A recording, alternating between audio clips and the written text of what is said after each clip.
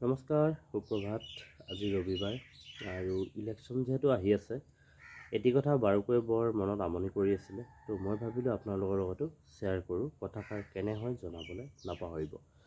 কথাষাৰ হৈছে, চৰকাৰে যিহেতু পইচা দি প্ৰত্যেককে কিনি পেলালে, 5,000, 9,000, 2,000 তেনেকৈ। মই ভাবিছিলোঁ যদিহে এই পইচা দিয়াৰ বিনিময়ত পইচা নিদি একোটা ফেক্টৰী যদি ভাল প্ৰডাকশ্যন কৰিব পৰা কিবা ফেক্টৰী এটা যদি আমাৰ ডিষ্ট্ৰিক্টত এটাকৈ বনাই দিয়া হ'লে কিমান মানুহৰ সুবিধা হ'লহেঁতেন ভাবকচোন।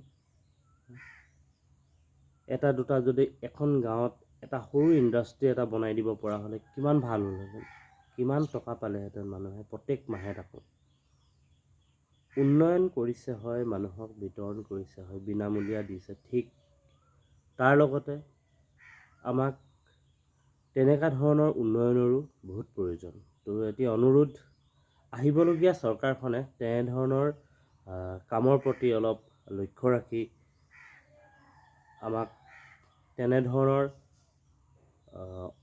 ইণ্ডাষ্ট্ৰী, ফেক্টৰী সেইবোৰ আমাক উপহাৰ দিব বুলি আশা থাকিলে বা আশা কৰিছোঁ, যাতে এখন গাঁৱত বা দুখন গাঁৱৰ মাজত এটা যদি ফেক্টৰী বা ইণ্ডাষ্ট্ৰী এটা হৈ যায়, তেনেহ'লে কিমান মানুহে তাত চাকৰি পাব সৰুৰ পৰা ওপৰলৈকে অৰ্হতা অনুযায়ী।